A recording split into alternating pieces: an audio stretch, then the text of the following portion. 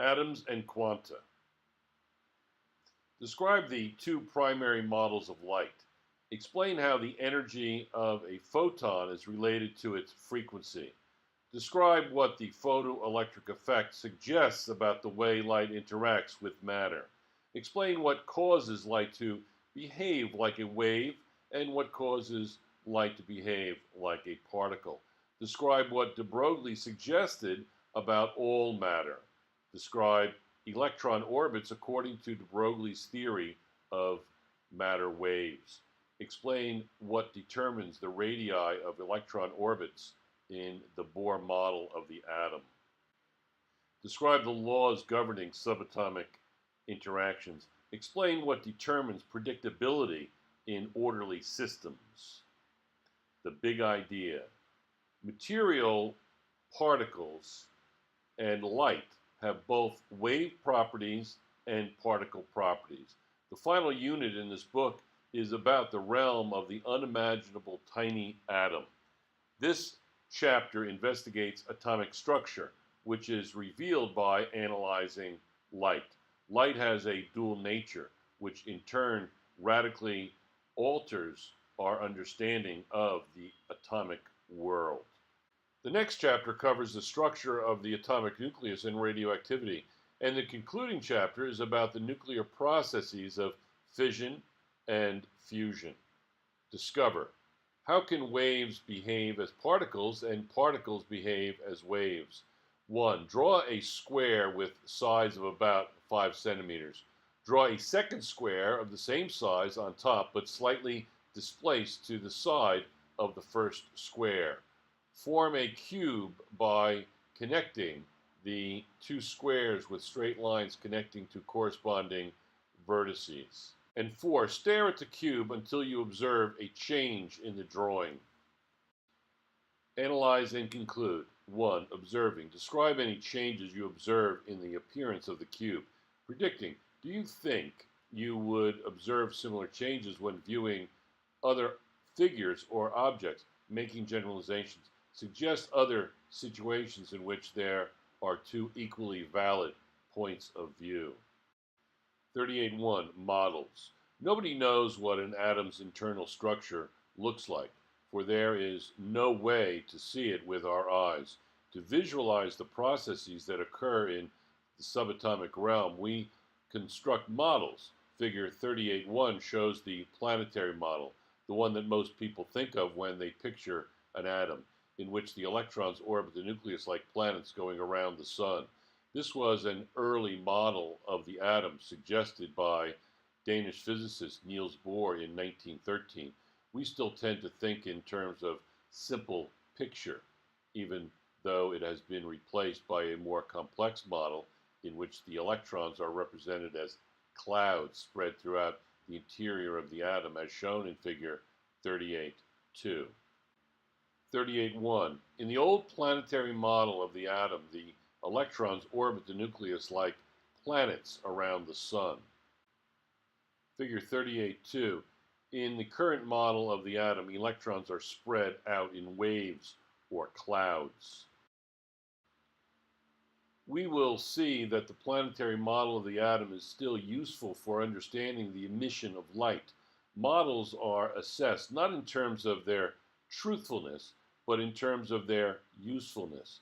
Models help us to understand processes that are difficult to visualize. A useful model of the atom must be consistent with a model for light.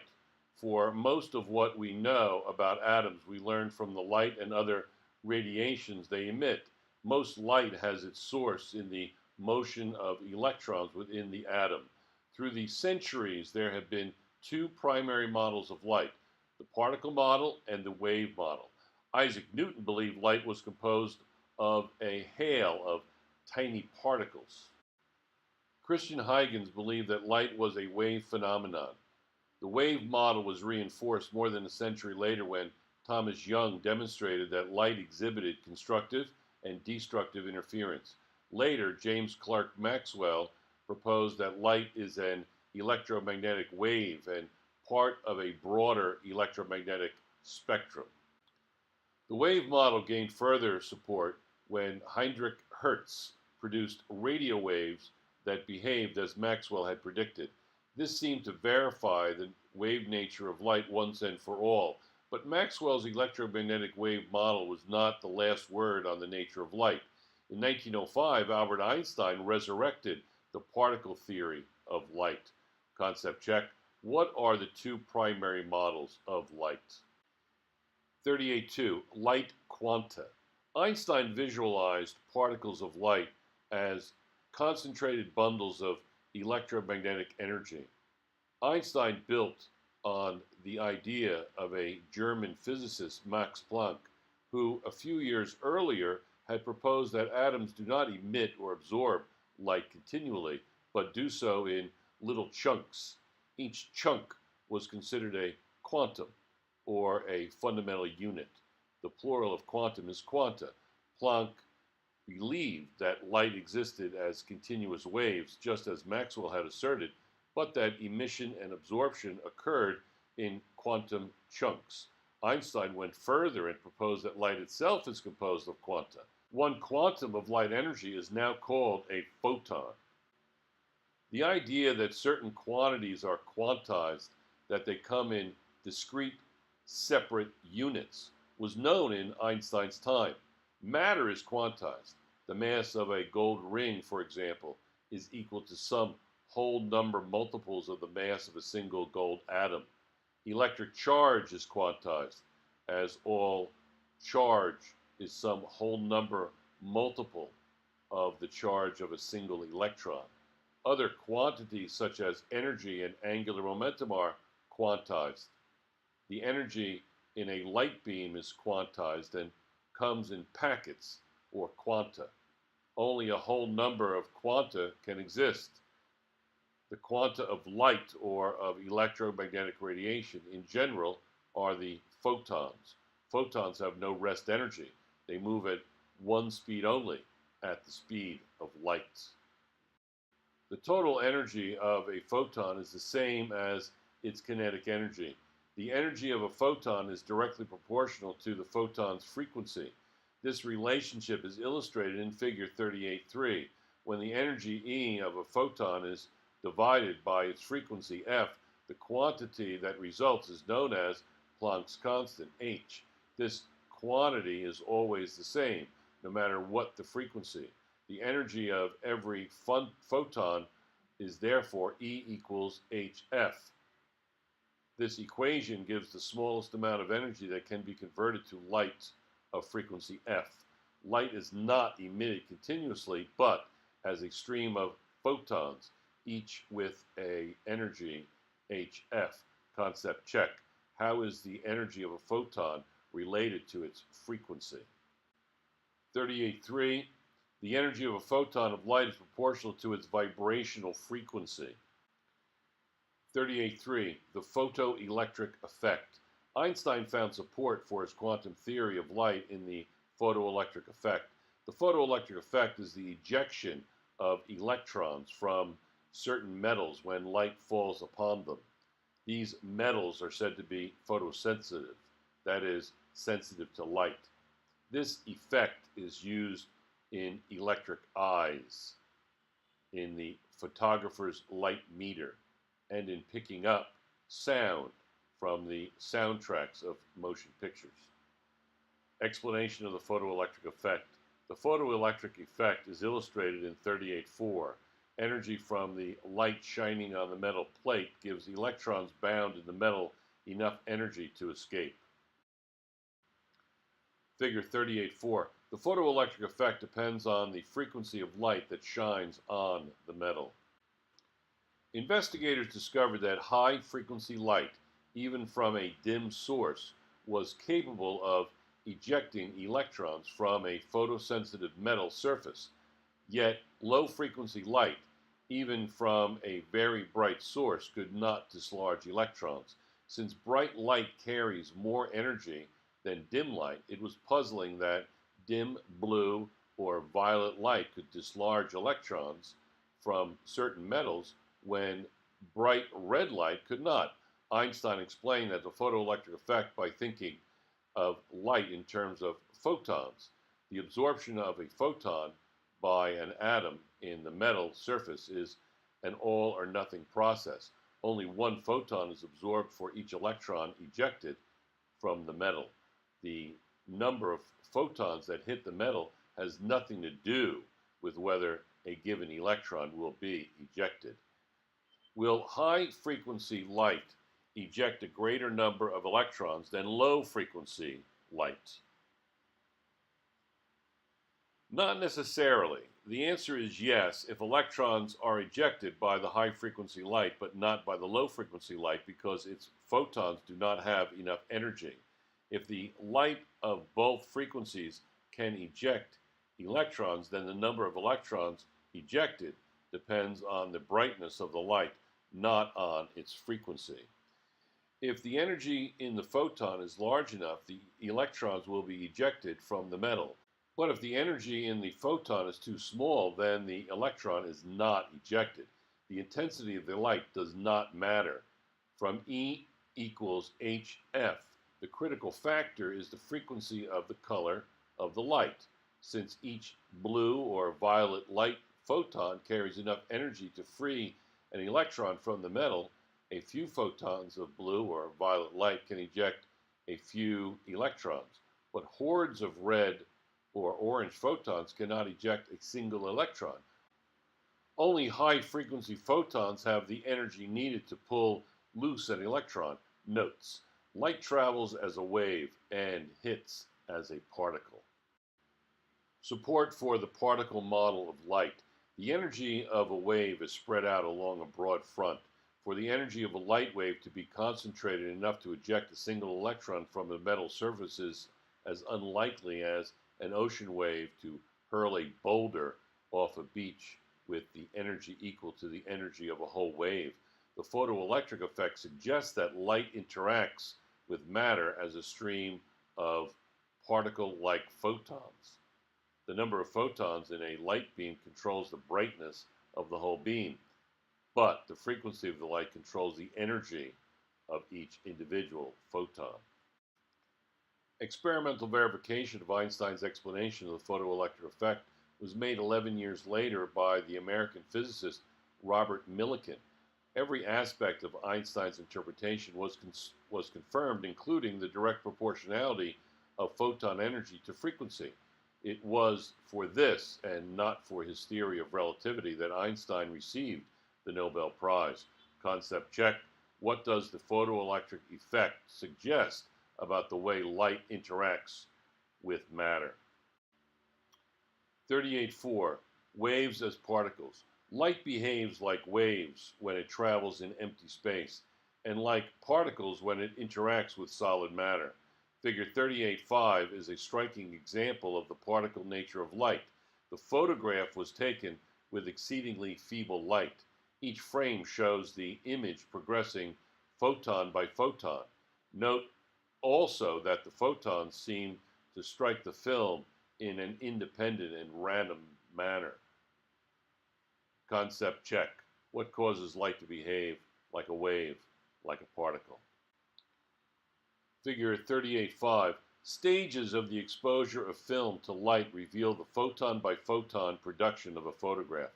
The approximate numbers of photons at each stage were: it went from A, 3 times 10 to the third, all the way to F, 2.8 times 10 to the seventh. That's 28 million. 38.5. Particles of light. If waves can have particle properties, cannot particles have wave properties? This question was proposed by the French physicist Louis de Broglie in 1924 while he was still a student. His answer to the question earned him a PhD in physics and later won him the Nobel Prize in Physics. De Broglie suggested that all matter could be viewed as having wave properties.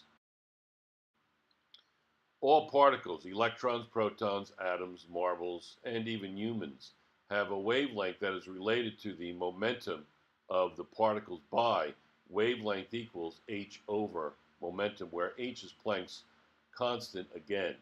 The wavelength of the particle is called the de Broglie wavelength. A particle of large mass and ordinary speed has too small a wavelength to be detected by conventional means. However, a tiny particle, such as an electron, moving at typical speed, has a detectable wavelength. It is smaller than the wavelength of visible light, but large enough for noticeable diffraction. A beam of electrons, interestingly enough, behaves like a beam of light. It can be diffracted and undergoes wave interference under the same conditions that light does, as shown in figure 38.6. A beam of electrons behaves like a beam of light. A. The diffraction of an electron beam produces an interference pattern. B. The fringes produced by a beam of light are very similar to those produced by the beam of electrons. An electron microscope makes practical use of the wave nature of electrons. The wavelength of electron beams is typically thousands of times shorter than the wavelength of visible light. So, the electron microscope is able to distinguish detail thousands of times smaller than is possible with optical microscopes.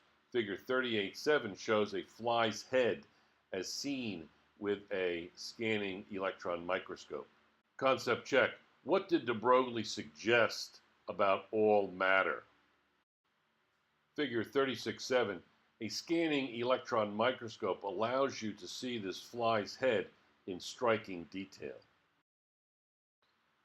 38.6. Electron waves. The planetary model of the atom developed by Niels Bohr, illustrated in figure 38.8, was useful in explaining the atomic spectra of the elements and why elements emitted only certain frequencies of light. An electron has different amounts of energy when it is in different orbits around a nucleus. An electron is said to be in a different energy level when it is in a different orbit. The electrons in an atom normally occupy the lowest energy levels available. Bohr model explanation of atomic spectra. An electron can be boosted by various means to a higher energy level. This occurs in gas discharge tubes like those that make up neon signs. Figure 36.8. In the Bohr model of the atom, the electrons orbit corresponding to different energy levels. Electric current boosts the electrons of the gas to higher energy levels. As the electrons return to lower levels, photons are emitted. The energy of the photon is exactly equal to the difference in the energy levels in the atom. The characteristic pattern of lines in a spectrum of an element correspond to electron transitions between the energy levels of the atom of that element. By examining spectra, physicists were able to determine the various energy levels in the atom. This was a tremendous triumph for atomic physics. One of the difficulties of this model of the atom, however, was reconciling why electrons occupied only certain energy levels in the atom, why, in effect, they were at discrete distances from the atomic nuclei. This was resolved by thinking of an electron not as a particle whirling around the nucleus, but as a wave. De Broglie's theory. According to de Broglie's theory of matter waves, electron orbits exist only where an electron wave closes in on itself in phase.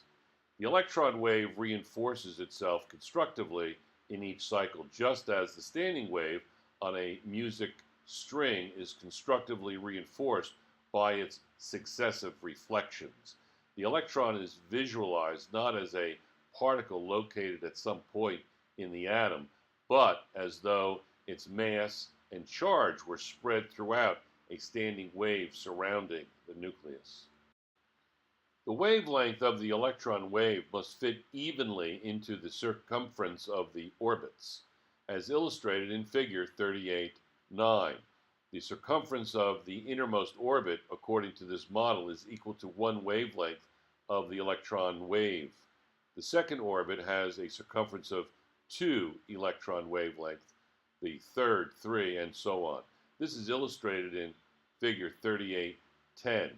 Orbit circumferences are whole number multiples of the electron wavelengths, which differ from the various elements, and also for different orbits within the elements. This results in discrete energy levels which characterize each element. You can also think of a chain necklace made of paper clips. 36.9. De Broglie suggested electrons have a wavelength. A. Electron orbits exist only when the circumference of the orbit is a whole number multiple of the wavelength. B. When the wave does not close in on itself in phase, it undergoes destructive interference. 36.10. In this simplified version of de Broglie's theory of the atom, the waves are shown only in circular paths around the nucleus. In an actual atom, the standing waves make up spherical and ellipsoidal shells rather than flat circular ones. No matter what size necklace is made, its circumference is equal to some multiple of the length of a single paperclip. Since the circumference of the electron orbits are discrete, it follows that the radii of these orbits, and hence the energy levels, are also discrete. This view explains why electrons do not spiral closer and closer to the nucleus when photons are emitted. Notes: both artists and scientists look for patterns in nature, finding connections that have always been there, yet have been missed by the eye. Since each electron orbit is described by a standing wave, the circumference of the smallest orbit can be no smaller than one wavelength. No fraction of the wavelength is possible in a circular or elliptical standing wave. In the still more modern wave model of the atom, electron waves move not only around the nucleus but also in and out, towards and away from the nucleus. The electron wave is spread out in 3 dimensions. This leads to the picture of an electron cloud shown previously in figure 38.2. Concept check. How did de Broglie's theory of matter wave describe electron orbits? 38.7. Relative sizes of atoms. The radii of the electron orbits in the Bohr model of the atom are determined by the amount of electric charge in the nucleus. For example, the singular positively charged proton in the hydrogen atom holds one negatively charged electron in an orbit at a particular radius. In helium, with 2 protons in the nucleus, the orbiting electrons would be pulled into a tighter orbit with half its former radius, since the electrical attraction is doubled. What fundamental force dictates the size of an atom? The electrical force. This doesn't quite happen, however, because the double positive charge in the nucleus attracts and holds a second electron, and the negative charge of the second electron diminishes the effect of the positive nucleus. This added electron makes the atom electrically neutral. The 2 electrons assume an orbit characteristic of helium. An additional proton added to the nucleus pulls the electrons into an even closer orbit and furthermore holds a third electron in a second orbit. This is the lithium atom, atomic number 3. We can continue with this process, increasing the positive charge of the nucleus and adding successively more electrons and more orbits, all the way up to atomic number above 100 to the synthetic radioactive elements. As the nuclear charge increases and additional electrons are added in outer orbits, the inner orbits shrink in size because of the stronger electrical attractions to the nucleus. This means that the heavier elements are not much larger in diameter than the lighter elements. The diameter of the uranium atom, for example, is only about 3 hydrogen diameters, even though it is 238 times more massive. The schematic diagrams in figure 3811 are drawn approximately to the same scale. Each element has an arrangement of electron orbits unique to that element. For example, the radii of the orbits for the sodium atoms are the same for all sodium atoms, but different from the radii of the orbits for other kinds of atoms. When we consider all the elements, we find that each has its own distinct orbits. Figure 3611. The orbital model of the atom is illustrated for some light and heavy atoms. Note that the heavier atoms are not appreciably larger than the lighter atoms. The Bohr model of the atom solved the mystery of the atomic spectra of the elements. It accounted for X-rays that were emitted when electrons made transitions from outer orbits to innermost orbits. Bohr was able to predict X-ray frequencies that were later experimentally confirmed. He calculated the ionization energy of the hydrogen atom, the energy needed to knock the electron out of atom completely. This also was verified by experiment. The Bohr model accounted for the general chemical properties of the elements and predicted properties of missing element hafnium, which led to its discovery.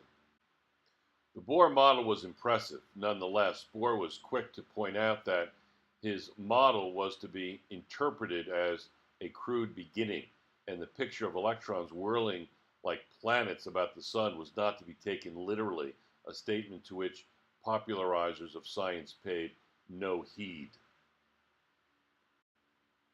His discrete orbits were conceptual representations of an atom whose later description involved a wave description. Still, his planetary model of the atom with electrons orbiting discrete energy levels underlies the more complex models of the atom today, which are built upon a completely different structure from that built by Newton and other physicists before the 20th century. This is the structure called quantum mechanics. Figure 3812 shows how the model of the atom has evolved over time. What determines the radii of the electron orbits in the Bohr model of the atom? 3612. The model of the atom has evolved over time. A. In the Bohr model, the electrons orbit the nucleus like planets going around the sun. D. De Broglie's idea of a wave following along an orbit was an important stepping stone toward the current model. And C. In the current model of the atom, the wave model, the electrons are distributed in a cloud throughout the volume of the atom. 38.8. Quantum physics. The more that physicists study the atom, the more convinced they become that Newtonian laws that work so well for large objects such as baseballs and planets in the macro world simply do not apply to events in the micro world of the atom, whereas in the macro world, the study of motion is called mechanics, or sometimes classical mechanics. The study of the motion of particles in the macro world of atoms and nuclei is called quantum mechanics. The branch of physics that is the general study of the micro world of photons, atoms, and nuclei is simply called quantum physics. The subatomic interactions described by quantum mechanics are governed by laws of probability, not laws of certainty. This notion is difficult for many people to accept. Even Einstein did not accept this. If you continue to study physics, you will likely encounter quantum mechanics sometime in the future. Scientists and philosophers are still pondering the real meaning of quantum mechanics. It's a fascinating subject. Concept check. What laws govern the interaction described by quantum mechanics? 38.9. Predictability and chaos. When we know the initial conditions of an orderly system, we can make predictions about it. For example, in the Newtonian macro world, knowing with accuracy the initial conditions lets us state where a planet will be after a certain time, where a launched rocket will land, and when an eclipse will occur. In the quantum micro world, we can give odds where an electron is likely to be in an atom and calculate the probability that a radioactive particle will decay in a given time interval.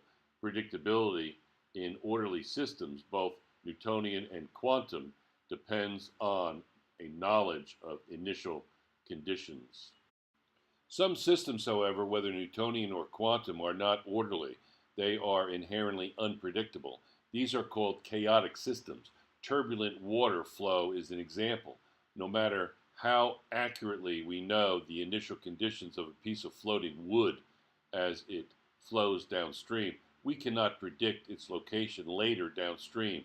A feature of chaotic systems is that slight differences in initial conditions result in wildly different outcomes later. Two identical pieces of wood, just slightly apart from each other at one end, are vastly far apart soon thereafter. Weather is chaotic. Small changes in one's day's weather can produce big and largely unpredicted changes a week later. Meteorologists try their best, but they are bucking the hard facts of chaos in nature. This barrier to good predictions first led the scientist Edward Lorenz to ask, does the flap of a butterfly's wing in Brazil set off a tornado in Texas? Now we talk about the butterfly effect when we are dealing with situations where very small effects can amplify into very big effects. Concept check. What determines predictability in orderly systems? Chaos on the slopes. Physics of sports. This is orderly behavior. Small differences in the conditions at the beginning result in small differences in conditions at the end. But if the ski slope is full of hundreds of moguls, bumps, you'll likely find after bouncing and jostling down the slope that you and your friend wind up in many meters apart, no matter how close your initial conditions. This is chaotic behavior. Small differences in conditions at the beginning are likely to result in large differences in conditions at the end, so much that you can't predict where you'll end up. Interestingly, chaos is not all hopeless unpredictability. If you and your friend compare notes after your rides down the mogul slope, you might find that you have had very similar experiences. Maybe you skirted around the sides of many moguls in just the same way. Maybe you never went straight over the top of a mogul.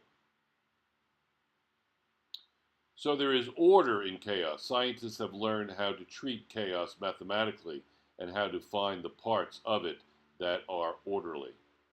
Summary. Through the centuries, there have been two primary models of light, the particle model and the wave model. The energy of a photon is directly proportional to the photon's frequency. The photoelectric effect suggests that light interacts with matter as a stream of particle-like photons. Light behaves like waves when it travels in empty space, and like particles when it interacts with solid matter. De Broglie suggested that all matter could be viewed as having wave properties. According to de Broglie's theory of matter waves, electrons' orbits exist only where an electron wave closes in on itself in phase.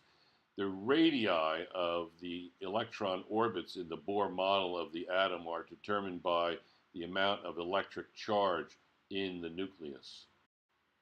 The subatomic interactions described by quantum mechanics are governed by laws of probability and not laws of certainty. Predictability in orderly systems, both Newtonian and quantum, depends on knowledge of initial conditions.